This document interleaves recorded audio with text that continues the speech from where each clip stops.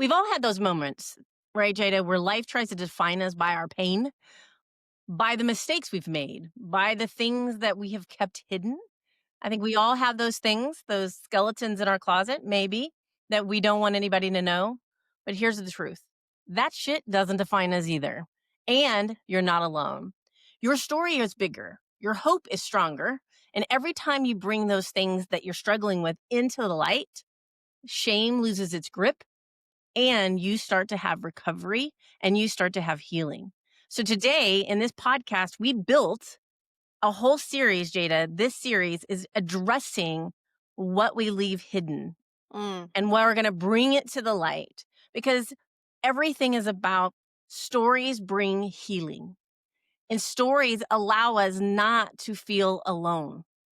We need to be reminded that we have a space that exists, that no matter what is going on in our life, that we can come and we can say, you know what, that's enough. I am not defined by this. I am not defined by what somebody's done to me, what has happened to me in the past, or that destructive behavior I'm currently doing right now because I haven't received the amount of healing that I need. That's what we're going to dive deep into in this season. Have you ever hit a moment where success wasn't enough? Where the weight of your past and the scars no one sees or the doubts you don't dare voice keep you from breaking through to the life you know you're capable of? Maybe on the outside, you've achieved more than most, but inside, there's still something holding you back. If that hits home, take a breath. You found your people. You found your tribe. Welcome to That Shit Does Not Define You, Stories of Hope. I'm Athena Captain, joined by my co-host, Jada Haycraft. This isn't just another podcast, friends. It's a space to strip away the labels, the shame, and the invisible barriers standing between you and your next chapter in life. In every episode, we'll bring you raw, real stories of resilience, people who have rewritten their lives and give you the strategies and tools to do the same. Whether you're climbing out of rock bottom or breaking through to your next level, your future starts here. Let's get started. And I hope you guys, I'm so excited that you're here. Oh my gosh, we're season 3. This is sucks. Can you believe it, Athena? I We're back actually so can't. soon. I was, gotta tell the listeners. I was joking with Athena earlier because usually we make you guys wait 10 weeks between because we only like to do one podcast at a time. Not we like to, we just, capacity. But we are coming back early. You've only it's been what, 3 weeks since we saw you last. So welcome back. Yay. Hey, I just have to say, I want to take a moment for all of you following us and subscribing and sharing. We can't thank you enough. The amount of feedback that we're starting to get where I'm actually getting texts. I need to share one actually with you, Jada. I got over the weekend and people are like, hey, I listened to your podcast. It was exactly what I needed at the right time.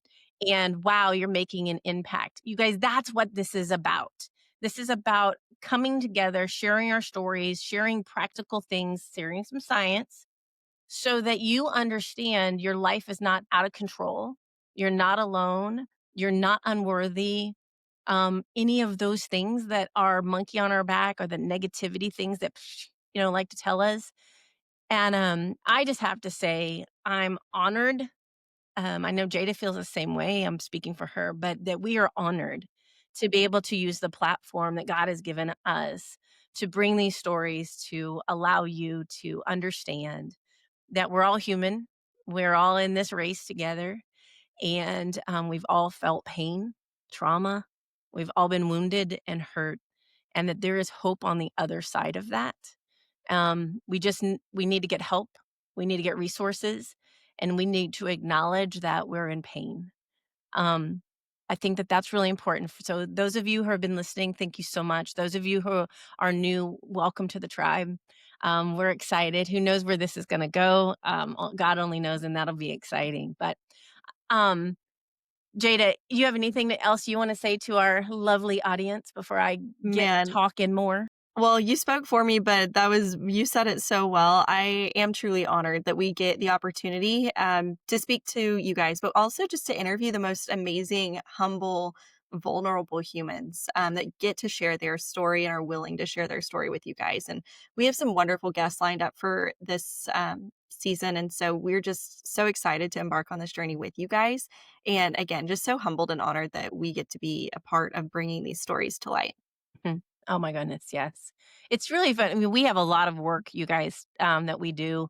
Jada helps some with some of the things I do at the nonprofit. She obviously helps me with multiple businesses. We've got a lot going on. And with all of that going on, this is really kind of, I think, right, Jada? I mean, this is fun. It is fun. And it's almost like kind of cathartic too. But I love this. Okay, this will be the fun part of my day, and then Yeah. we'll get back into the other hard lifting stuff. But I wanted to, for those of you who are new, and for those of you who've been following, I wanted to share a little bit of my heart today. When I launched this podcast, I didn't know how far it would go. I didn't even I don't have an end game. I keep getting asked, "What's your end game here? What money do you want to make? What market do you want to penetrate?" All of these things. That was not the motivation. I have another podcast called the Rubber Meets the Road. Referral Roadmap is the other podcast, and I have that, and that podcast is very business driven, and we have a roadmap. We know where that one's supposed to go, but this one, there isn't an end achievement. The achievement is, honest to goodness, every episode just bringing in people so you can hear hope, raw truth, transparency, and so that you can actually understand that you're part of a movement of people wanting to share their stories to help other people. And with no end game. There's no end game here. The end game is every episode making an impact. I think that that's really important for people to understand. We're not making money on this yet. I mean, who knows if we will in the future, but right now, nope. It's a labor of love. But one of the things that has been getting me excited is we have gotten feedback of, wow, that person who shared that story was so vulnerable, it made me feel like I could share mine. I just had a client in my office. His CEO has hired me to rehaul their sales and marketing.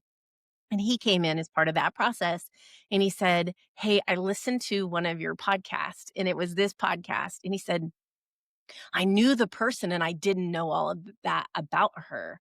And now I have so much more respect for her and I have so much more to talk to her about. And it allowed me to open up and feel like I could share with her my voice and who I really am." That's what we're talking about. That's why we're doing this.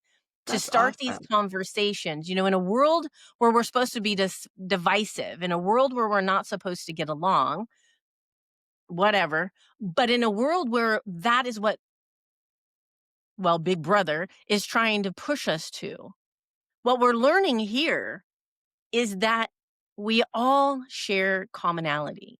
We Mhm. all share desires, hope. We all share um, fear. We all share pain. And I think if we can just slow down like we are here and share these stories and be willing to be vulnerable and go out and take what we're doing on this podcast. And instead of sitting down with somebody and thinking you know all about them or you know anything about them based on how they look or how they even vote, why don't we sit down and just have conversation? Why don't we sit down and have conversation? And I think if we do that, what we're going to find is that we're much more alike than we think. And so I'm really excited that this season we're going to continue to do that. We'll continue to do that with every season. Now, this particular season, I gotta tell you, Jada, I'm extra proud of the people that are going to come on because they're going to be talking about subjects that are touchy.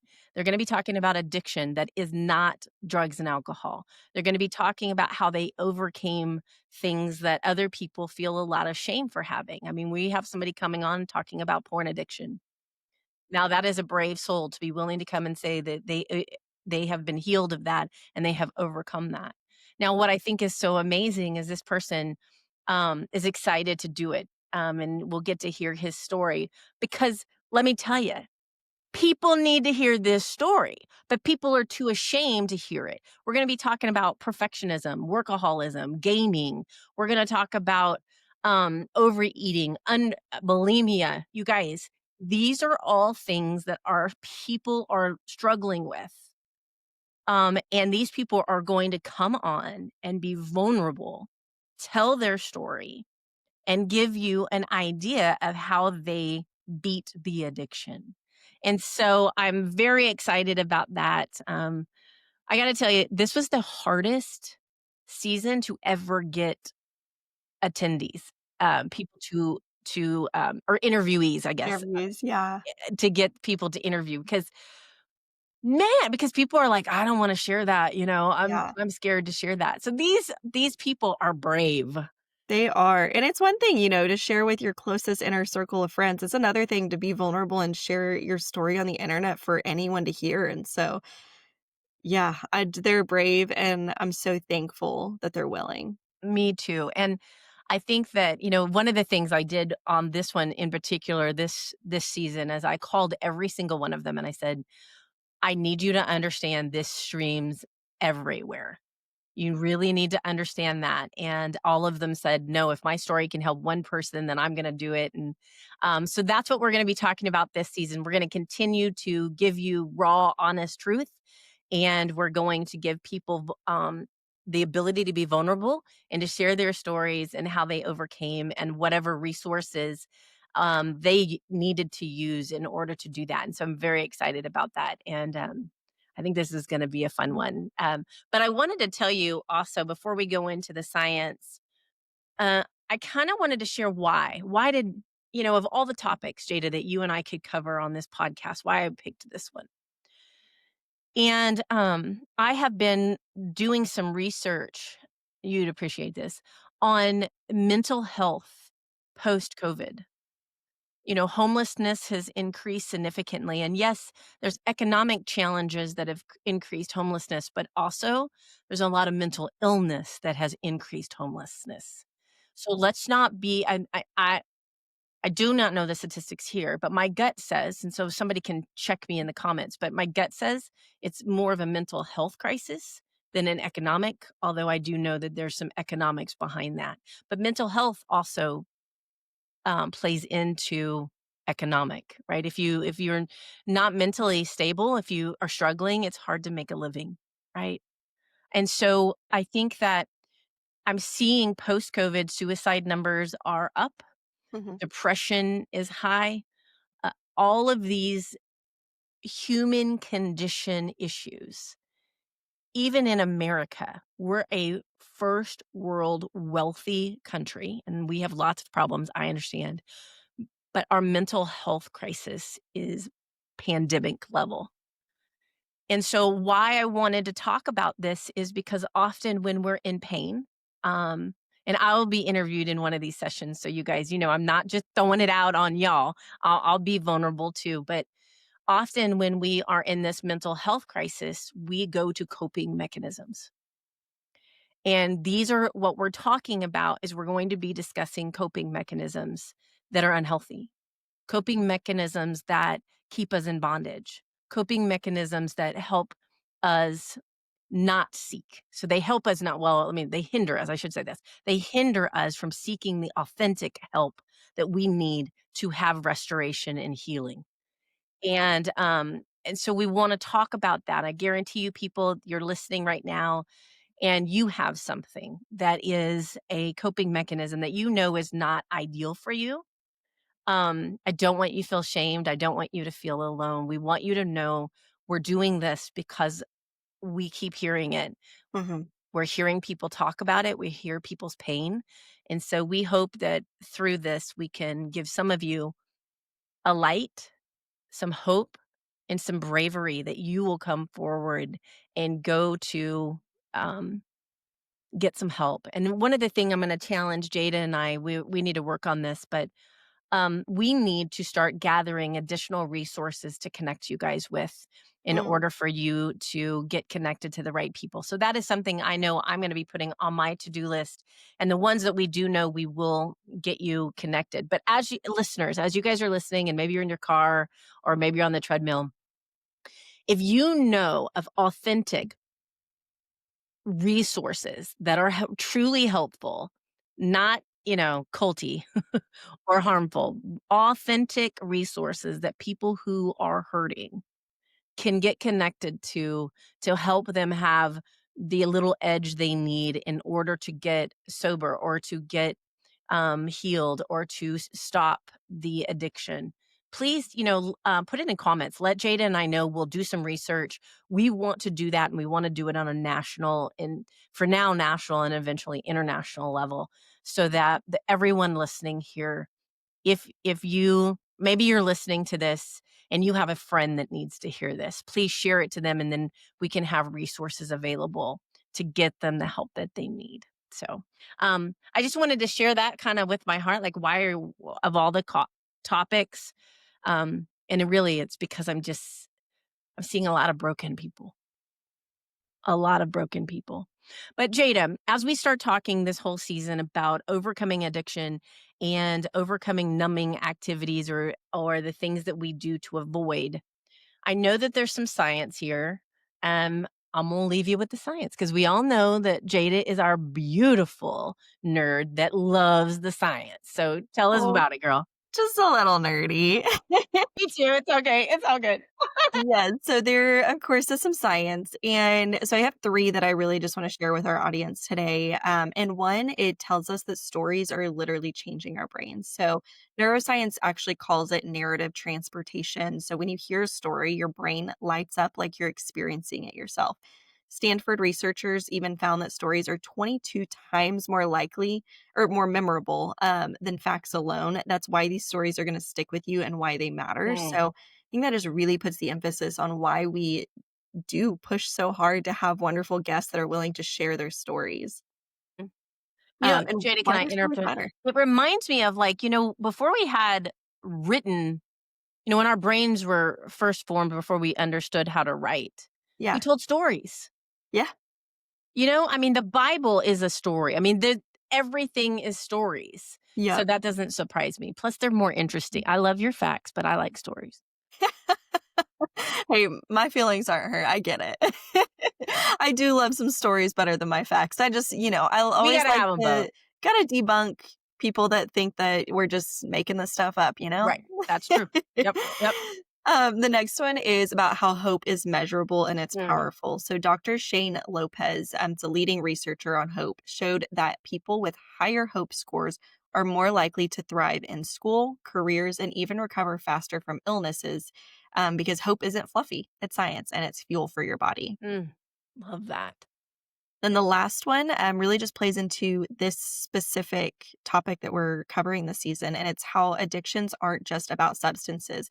The American Psychological Association recognizes that behavioral addictions like gaming, porn, or compulsive internet use become because they are activate the same dopamine reward pathways in your brain. We're words are hard this morning. Your brain literally gets rewired, craving the hit, if you will, or Mhm. escape or control. That's why breaking free requires more than just willpower. It requires your community, tools, and new patterns that you set in place. So, when you listen to these stories and when you choose to tell your own, you're not just inspired, you're rewiring your brain for freedom. Gosh, man, I really love that. You're not just inspiring. What did you say? You're not The, just inspired, you're rewiring your brain mm, for freedom. I mean, goodness, I can use some rewiring of my brain. I don't know about y'all, but I mean, Most come on, certainly. I'm sure we all right? could. That's good. My nose is itchy today.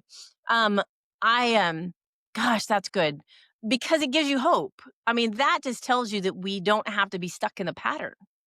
I think that that statistic there reminds me of my childhood, right? Like, people say statistically, whatever, because of whatever your childhood, that this is, but we don't have to. We can reframe our brain. We can get our brain to think differently no matter what has happened. And I think, Mhm, wow, that's great. That gives us scientific hope, that our brain can actually be changed.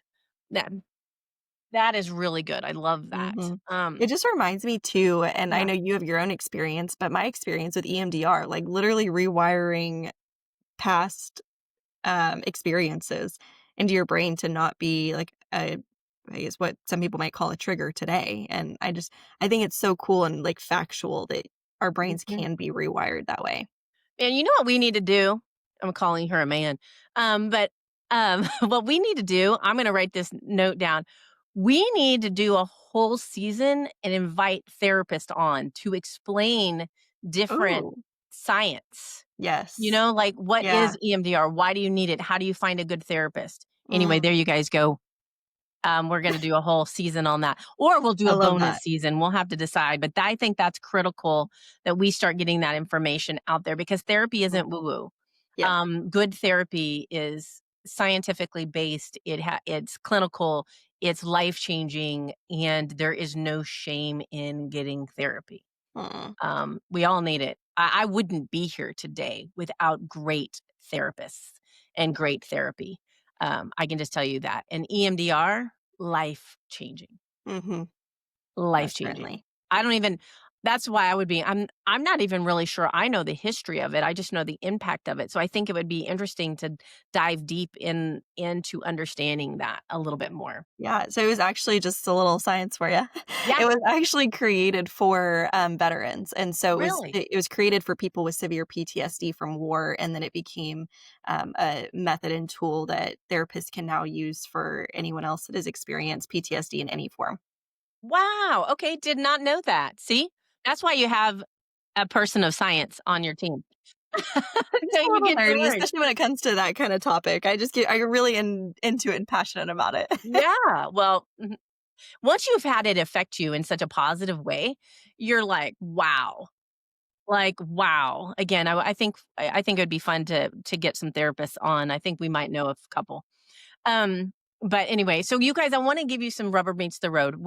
Because I wanna kind of prepare you for this season, but I also want you to start thinking about yourself. First of all, if you're listening right now and you're like, "Oh, this season's gonna be boring to me because I don't have any of those addictions," please don't think that. There's probably somebody in your life that needs to hear it so that you can share it. But the other thing is, as you listen to other people, their widget that became their addiction may not be your addiction, but it may open up your eyes to an addiction you have in your life that you may not be aware of. And so it could be eye opening. So, one of the things I want you guys to really think about and just do some self reflection is really start to name it. So, what's the thing you run to when you feel heavy? What's that thing when you feel heavy, overwhelmed? What is it that you run to? Now, that's something to think about, right? Is it work? Is it to go do something perfect? Is it your phone? Is it Netflix? Is it food? Is it social media reels? I think that what is really important is that every single one of us, Jada and I too, sit back and ask ourselves, when we are under pressure, what do we go to? And is that thing helping us, or or is it just numbing us? Okay? I understand there's a need to numb, but numbing is avoiding, and avoiding is the opposite of healing. Mhm. So awareness is the beginning. So I want you guys to just, ask yourself and take a self evaluation of your life because awareness breaks the shame. By the way, what's interesting, you guys, is sometimes that thing that you do, you have shame about and you don't even know it, right? I see this, Jada, because oftentimes I have people say things, or I see them post things where like, "Oh, I'm binging on Netflix." Well, when you're saying words like that, that is your subconscious literally shaming you. I hope you guys Mm, understand that, right? And so there is something that you need to be like, okay, you just shamed yourself. And why is it, why are you shaming yourself about that? What is going on? Binging could be something that is harming you, or it couldn't be. But if you don't understand it, then it becomes a problem. And I hear that a lot because people know, um, I don't binge watch. Um, I don't have time to binge watch, so I don't understand. So sometimes people will talk to me about that, and I'm like, "Yeah, I don't get that." But that's not where I go, right? That's not my thing. That's something else. So just being aware of it, writing it down, and thinking through what is it that I go to. And maybe it's something good. Maybe it's something that you get to celebrate, right? Um, Maybe you go to a meditation. Good for you. Or maybe you go to a breathing exercises. Fist bump on that, right? Maybe it's something good and you get to celebrate. Number 2, notice it. Pay attention. Pay attention in the next week or so to what do you feel urged to do to escape, right? So just be aware. What I'm asking you is start to be aware of your body, your mind, your soul. What is urging you to escape? What triggers is another one. This is packed here. What urges you? Like when do you feel that urge? And then what's the trigger? What's making you want to escape? And what or who are you avoiding? Though that's a lot right there. Where do you go? Um when you feel like you want to escape, what triggered it? And or what or who are you trying to avoid? Good self-awareness, you guys. This is good self-awareness. Um, because you can't change what you don't understand. And it's really critical that you understand why you do the behaviors you do. And it's really critical that you understand what is going on in your body. As somebody who I'm honest about this, I've put myself on the shelf for a long time and focused on other things other than my own health and well-being. Um, That was wrong. I will say on every podcast, that was wrong. I am paying the consequences. I am working to fix that. And so what I'm sharing with you are things that I too have to work on, right? We need to be attached to our bodies, not detached, so that we understand, so that we can get on a path of healing and restoration and wholeness and peace. So very important. And number 3, nudge towards hope. And what I mean by that, in those moments, instead of doing that thing that maybe is not healthy, once you recognize it, do something different. Do what we would call a pattern interrupt. So instead of, let's say, because for years, so I'll use me, I'll be the guinea pig here. For years, if I was emotionally overwhelmed, then I would absolutely succumb to the most rebellious internal spirit ever that said, then if I'm going to be under this much pressure, then I can eat whatever I want. Boom. Right? You can't tell me, even though I have a genetic body that says, home chicken, you're over 50. You don't get to eat whatever you want. That's not the genetics you got. Sorry for you. It didn't matter. I was like, I'm going to do whatever I want. Right? So when you already don't have the genetics to overeat and then you decide to use food as your comfort, you become morbidly obese, like I did in my case. There were other medical things to that, but I will say, and I will be honest, that was something I would consciously choose, Jada. I would rebel and say, I'm going to go eat whatever I want, Mhm. right? Yep. Instead of doing that, instead of saying, okay, I'm going to go eat that, whatever, I could have gone for a walk, and that's what I want you guys. Instead of going to that food, I could say, "You know what? I'm gonna go for a walk and calm down," or I'm gonna call a friend, or I'm gonna pray, or I could journal, or I have a very good friend, Lindsay, that I got to spend many hours with yesterday over the weekend. My soul was so full because of her, and she draws. And Mhm. she showed me her etch book, and what she does is all the emotion that is in her heart, she draws it, Mhm. and that is how she processes her emotion, which is interesting. If you told her to draw something, she couldn't. But when she draws it from her heart, it is so good, it could be framed and sold. It is so beautiful. And that is something that her brain and heart has to do. And so that's what she does to regulate. And so it's beautiful. But you want to think about what could I be doing instead? which makes me, I have to tell you guys, so I have struggled for years and years and years, decades on my weight. And 15 years ago, when I had lost 150 pounds 15 years ago, and I remember I was really stressed one day, and I was in the parking lot of a donut shop. I don't even like donuts anymore, but I was in the parking lot of a donut shop. And I remember calling my best friend Sally, and I'm like, "I just need to talk to you." She's like, "What are you doing?" I'm like, "I'm in the parking lot of the donut shop."